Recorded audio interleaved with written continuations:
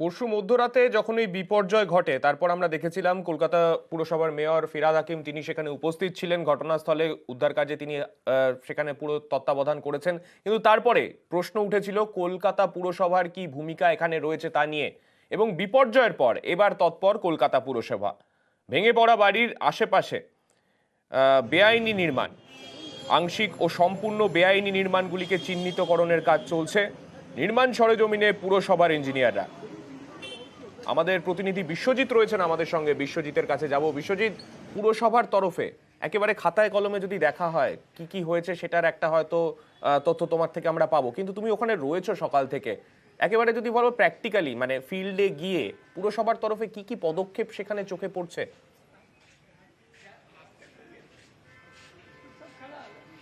দেখো, এই বিপর্যয়ের পর 134 নম্বর ওয়ার্ডে সেই ঘটনাস্থল এবং তার আশেপাশে কয়েকটি যে বেআইনি নির্মাণ রয়েছে সেগুলো সম্পূর্ণ হতে পারে বা আংশিক হতে পারে, সেই সমস্ত বাড়িগুলো চিহ্নিতকরণ করা হয়েছে এবং সেই বাড়িগুলোকে নোটিশ দেওয়া হবে যাতে তাদেরকে এই মার্চ মাসের মধ্যেই হিয়ারিং অর্থাৎ শুনানিতে ডাকা হতে পারে এবং তারপরই প্রয়োজনীয় পদক্ষেপ অর্থাৎ কড়া পদক্ষেপ নিতে চলেছে কলকাতা পুরসভা। তবে শুধু 134 নম্বর ওয়ার্ড শুধুমাত্র এই একটা ওয়ার্ডে সীমাবদ্ধ নয়। আজ বিজ্ঞপ্তি জারি হবে কলকাতা পুরসভার বিল্ডিং বিভাগ, সেখানে বিজ্ঞপ্তি জারি করবেন ডিরেক্টর জেনারেল। বিল্ডিং বিভাগের ডিরেক্টর জেনারেলের সেই বিজ্ঞপ্তিতে কি থাকছে? সেই বিজ্ঞপ্তিতে থাকছে যে এই যে বিল্ডিং বিভাগের যাদের দায়িত্ব সরেজমিনে এই ফিল্ডে অর্থাৎ একেবারে গ্রাউন্ড লেভেলে গিয়ে যাতে এই বেআইনি নির্মাণ হচ্ছে কিনা সেইগুলো তদারকি করা, দেখা এবং তার বিরুদ্ধে ব্যবস্থা নেওয়া, সেই সাব অ্যাসিস্ট্যান্ট ইঞ্জিনিয়ার বা অ্যাসিস্ট্যান্ট ইঞ্জিনিয়ার তাদেরকে রিপোর্ট করতে হবে, প্রতিদিন এই রিপোর্ট করতে হবে, আপডেট লিস্ট দিতে হবে। প্রতিটি ওয়ার্ড অর্থাৎ 144টি ওয়ার্ডেই যারা দায়িত্বে রয়েছেন তারা সকালের দিকে তারা চলে যাবেন অফিসে এসেই বিভিন্ন জায়গায় এবং সেখানে সরেজমিনে খতিয়ে দেখবেন, তারপর তাদের রিপোর্ট সেকেন্ড হাফে এসে আপডেট করবেন এবং সেই রিপোর্ট সর্বোচ্চ কলকাতা পুরসভার মেয়র এবং কমিশনারের কাছে পর্যন্ত পৌঁছে যাবে। অর্থাৎ একদিকে বিল্ডিং বিভাগ প্রতিদিন আপডেট লিস্ট দেবে কোথায় কোন বেআইনি নির্মাণ হচ্ছে, যাতে এই ধরনের অজ্ঞাতে পুরসভার অজ্ঞাতে কোথাও এই ধরনের নির্মাণ কাজ বা সম্পূর্ণ বাড়ি বেআইনিভাবে যেন না হয়ে যেতে পারে। এই বেআইনি নির্মাণ আটকাতে এবার এই কড়া পদক্ষেপের দিকেই হাঁটছে। ইতিমধ্যেই কলকাতা পুরসভা 3 জন আধিকারিক 3 জন ইঞ্জিনিয়ারকে শোকজ করা হয়েছে, তাদের কারণ দর্শানোর কথা বলা হয়েছে যে এই যে কাজ তাদের গ্রাউন্ড লেভেলের যে কাজ সেই কাজ সঠিক মতো করা হয়নি কেন, দায়িত্ব তাদের অর্থাৎ যাদের দায়িত্ব তাদের এই সুপারভাইজ করার তারা ঠিক মতন রিপোর্ট কেন দেননি কলকাতা পুরসভার কাছে সেই কারণ দর্শানোর জন্য তাদেরকে বলা হয়েছে। পাশাপাশি আজ বিজ্ঞপ্তি জারি হচ্ছে, প্রতিটি ওয়ার্ডে যাদের দায়িত্ব থাকছে তাদের সরেজমিনে খতিয়ে দেখে প্রতিদিনের লিস্ট আপডেট করতে হবে এবং পুরসভার তরফে এই পদক্ষেপগুলো নেওয়া হচ্ছে। বিশ্বজিৎ, তুমি আমাদের সঙ্গে থাকো, কিন্তু এই বাড়িগুলোতে যারা বসবাস করেন বা যারা ওখানকার স্থানীয় বাসিন্দা তাদের আতঙ্কটা তো অবশ্যই মানে সেটাকে একেবারেই অস্বীকার করা যায় না, তারা তো যথেষ্ট আতঙ্কের মধ্যে বসবাস করছেন। তারা কি বলেছেন একবার শোনাবো। এটা তো মনে হচ্ছে আমার কি যখন থেকে রেডি হয়েছে বিল্ডিংটা এইভাবেই পড়ে হয়েছে, সেটে গেছে। কিন্তু তাও কত হবে, অনেক হলে 4-5 মাস হবে, এইভাবে বেশি হবে না। এই পাড়ার মধ্যেও আছে এমনি একটা গর্ত করেছে, বিল্ডিংটাকে খুলেছে, ছাতেটা ভেঙেছে গোল করে, ভেঙে তারপর ছেড়ে দিল। ওইটা ভিতরে যদি যান আপনারা দেখবেন পুরো বিল্ডিংটা ব্যান্ড হয়ে গেছে পুরো এইভাবে। আসছে ওরা এসে ঘুরে ঘুরে চলেছে, আর কিছু বলার নেই, তারপরে ওইভাবে গেছে। পড়ে যেতে পারবে, দেখছেন না এরকম হয়েছে। এখন না ঠিক করলে কবে কি হবে কোনো জানি না, আবার লোক মরবে। এখন ঠিক না করলে আবার লোক মরবে। একেই আসে না, এখানে লোক বলেই না, পাশে লোক বলছে না কিছু। অনেক আছে, দেখবেন অনেক আছে। সাধারণ মানুষের আতঙ্ক, তার পরিপ্রেক্ষিতে কলকাতা পুরসভার তরফে ব্যবস্থা গ্রহণ সব হচ্ছে, কিন্তু সবকিছু হওয়ার কারণ পরশু রাতের সেই বিপর্যয়। সেই বিপর্যয়ের আপডেটের দিকে একবার একটু নজর রাখি, কেননা এখনো পর্যন্ত উদ্ধার কাজ চলছে, এখনো উদ্ধার কাজ কিন্তু শেষ হয়নি। ইতিমধ্যেই এনডিআরএফ এর টিম তারা স্নিফার ডগ নিয়ে সেখানে প্রবেশ করেছেন, কেননা যে ধ্বংসস্তূপ রয়েছে তার কতটা ভেতরে কেউ মানুষ রয়েছেন কিনা, এখনো পর্যন্ত আটকে রয়েছেন কিনা কেউ, সেইটা এখনো পর্যন্ত স্পেসিফিক্যালি বোঝা যাচ্ছে না। বাইরের অংশ থেকে যেভাবে ধ্বংসস্তূপ রয়েছে তার মধ্যে রাস্তা সংকীর্ণ, এই রকম সংকীর্ণ রাস্তা দিয়ে কোনো হেভি ইকুইপমেন্ট যেগুলো এই উদ্ধার কাজের ক্ষেত্রে খুবই গুরুত্বপূর্ণ, যেমন আর্থ মুভার, এই সমস্ত জিনিস ভেতরের অংশে প্রবেশ করাতে যথেষ্ট বেগ পেতে হচ্ছে স্থানীয় যারা উদ্ধারকারী দল রয়েছেন বা দমকলের আধিকারিকরা রয়েছেন বা এনডিআরএফ এর টিম রয়েছেন তাদের প্রত্যেককে। আমাদের প্রতিনিধি বিশ্বজিতের কাছে আরো একবার যাব। বিশ্বজিৎ, সকাল থেকে উদ্ধার কাজের উপর তুমি নজর রেখেছো, প্রচুর প্রতিকূলতা সকাল থেকে দেখা যাচ্ছে, সংকীর্ণ রাস্তা, তার মধ্যে দিয়ে আর্ট মুভার ঢোকাতে হচ্ছে, স্নিফার ডগ নিয়ে গিয়ে খুঁজতে হচ্ছে কেউ এখনো আটকে আছেন কিনা। এখন কি পরিস্থিতি বর্তমানে? দেখো, স্থানীয় প্রশাসনের কাছে যে খবর, যে স্থানীয় বাসিন্দারা তারা এখনো পর্যন্ত একজন নিখোঁজ রয়েছে বলে তাদেরকে জানিয়েছেন। এবং এই যে বিল্ডিং নির্মীয়মান যেহেতু সেখানে কাজ চলছিল, রাজমিস্ত্রি এবং তার জন্য যে সহযোগী কাজের যারা ছিলেন তারা বিভিন্ন জেলা থেকে এসছেন। তারা ঠিক কতজন এসছেন, কি তাদের পরিচিতি, কোন জেলা থেকে এসছেন সেটা অনেকেই জানেন না।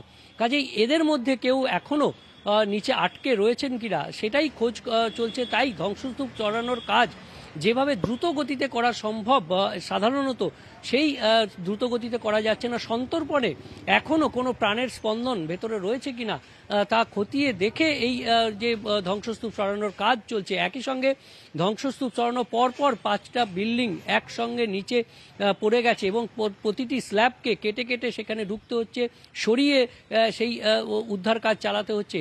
এবং যেহেতু এখনও সম্ভাবনা রয়েছে যে তার ভেতরে কেউ আটকে থাকতে পারে, হতে পারে জীবিত বা মৃতদেহ, কিন্তু সেই আটকে থাকা যারা রয়েছেন তাদেরকে যতক্ষণ না উদ্ধার করা হচ্ছে ততক্ষণ পর্যন্ত দ্রুত গতিতে এই ধ্বংসস্তূপ সরিয়ে ফেলার কাজ করা যাচ্ছে না। ইতিমধ্যেই কলকাতা পুরসভার 15 নম্বর বড় থেকে সেখান থেকে আর্থ মুভার নিয়ে আসা হয়েছে এবং দ্রুত যাতে কাজ করা যায়, এবং এনডিআরএফ সহ ডিএমজি তাদের বিভিন্ন যে ইলেকট্রিক শ থেকে শুরু করে বিভিন্ন গ্যাস কাটার এই সমস্ত যন্ত্রপাতি অর্থাৎ ইকুইপমেন্টস তারা নিয়ে এসছেন এবং দ্রুত গতিতে কাজ করার চেষ্টা করছেন। কিন্তু পাশাপাশি সন্তর্পণে প্রাণের স্পন্দন আছে কিনা সেটাও একবার খতিয়ে দেখছেন। এবং প্রাণের স্পন্দন আছেন কিনা যারা উদ্ধারকারীরা তারা খোঁজার যখন চেষ্টা করছেন, তখন যদি আমরা সংখ্যাটার দিকে তাকাই, অর্থাৎ ইতিমধ্যে কিন্তু মৃতের সংখ্যা 9-এ পৌঁছে গিয়েছে।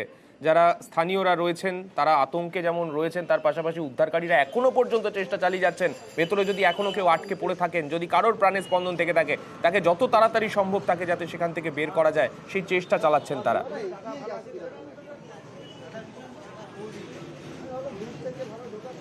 আমি আজকেই এটা ক্লারিফাই করেছিলাম, এখন পর্যন্ত 9টা আছে।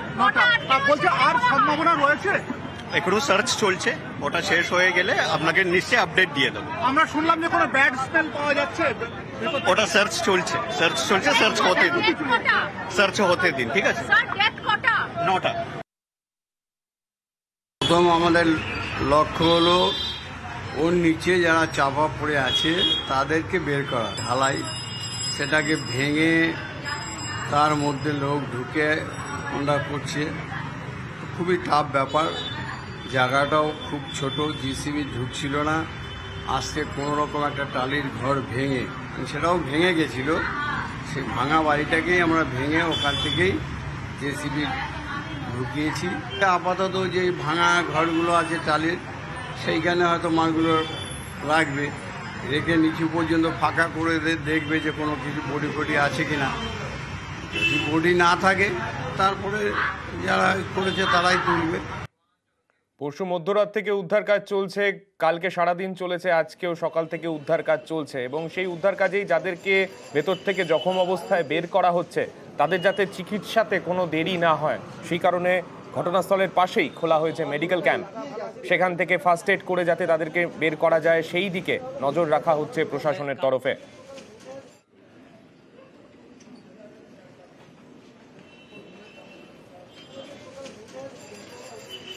গার্ডেন রিচে নির্মীয়মান বেআইনি বহুতল ভেঙে যে বিপর্যয় হয়েছে, এই ঘটনায় স্থানীয় তৃণমূল কাউন্সিলরকে নিশানা বিরোধীদের। কাউন্সিলরের পাল্টা সাফাই, তার কাজ জল রাস্তায় সব দেখা, কোথায় বেআইনি নির্মাণ হচ্ছে সেটা দেখা নয়।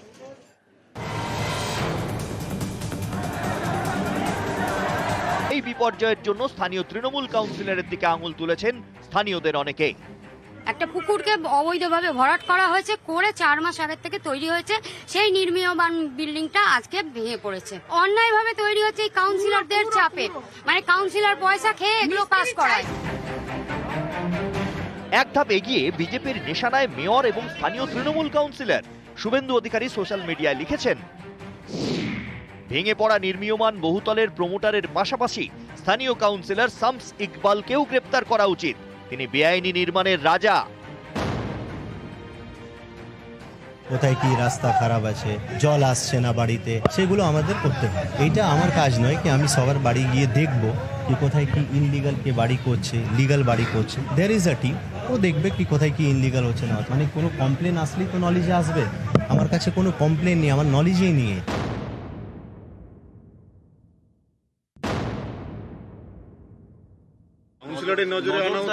না না না না না, কাউন্সিলর কোন বাড়িটা প্ল্যানে হচ্ছে কোন বাড়িটা আনপ্ল্যানে হচ্ছে এটা কাউন্সিলরের দেখার কাজ না, এটা আধিকারিকদের দেখার কাজ। কাউন্সিলরের সঙ্গে ভাগাভাগি আছে, ওই জন্য দোষ মুক্ত বলি। এরা যা করেছে সব আমলকে ছাড়িয়ে গেছে। 3 জন ইঞ্জিনিয়ারকে ফোকাস করা হয়, এক্সিকিউটিভ ইঞ্জিনিয়ার, অ্যাসিস্ট্যান্ট ইঞ্জিনিয়ার আর এসি হয়ে গেল। তারপর এখানে মানুষ ঢুকে গেল, তারপর আপনারা ভাঙার নোটিশ দিচ্ছেন, হাইকোর্টে যাচ্ছে, এটা কেন? কাউন্সিলর বললেন তার নলেজেই নেই, অর্থাৎ তিনি কিছুই জানতেন না। বিরোধীরা বলছে মাটির নিচে তো কিছু লুকিয়ে রাখা হয়নি যে কাউন্সিলর জানবেন না মাটির ওপরে 5 তলা বাড়ি হয়েছে, সেটাও পুরোপুরি বেআইনি ভাবে। এলাকায় এত কিছু হলো, এত বড় বহুতল হলো, অথচ কাউন্সিলর কিছুই জানতেন না। কাউন্সিলরকে অন্ধকারে রেখে কলকাতার কোনো জায়গায় কি কোনো বহুতল হয়? ডাক্তাররা আসে না, সেরকম কিন্তু স্বাস্থ্য পরিষেবার ক্ষেত্রে যেসব প্রয়োজনীয় যেসব জিনিসপত্র থাকা দরকার সেগুলো থাকে না। এমনকি বিভিন্ন সময়ে ওষুধের জন্য ঘুরে যেতে হয় স্থানীয় মানুষদেরকে। মূলত এই পরিষেবা বেহাল, এই অভিযোগ তুলেই এদের গোয়ালতোড়ের চারুওয়ালা স্বাস্থ্য কেন্দ্রের সামনেই তারা পথ অবরোধ করে বিক্ষোভ দেখায় এবং স্থানীয়রা যেটা জানাচ্ছে যে যতক্ষণ না তাদের দাবি দেওয়া মানা হচ্ছে, যতক্ষণ না এই স্বাস্থ্য কেন্দ্রের পরিষেবা ঠিকঠাক করা হচ্ছে, ততক্ষণ পর্যন্ত তারা অবরোধ চালিয়ে যাবেন। বেশ, আমাদের আগে যা ছিল আবার যাতে সেটা হয়, না হলে আমরা কিন্তু আবার বৃহত্তর আন্দোলনে আমরা যাব। কি চাইছেন? আমাদের বেড চালু করতে হবে, পার্মানেন্ট ডাক্তার রাখতে হবে, জিডিও রাখতে হবে এবং 24 ঘন্টা পরিষেবাটা যাতে হয়। ওই আসে 1 ঘন্টা শুধু ইয়ে করে ডিউটি করে কেটে পড়ে সব, যে যার 12টায় শেষ, হসপিটাল বন্ধ। এই পথ অবরোধ করেছে, পথ অবরোধ যতক্ষণ না চালু হচ্ছে, কাল থেকে 24 ঘন্টা পরিষেবা, ততক্ষণ পর্যন্ত উঠবেনি।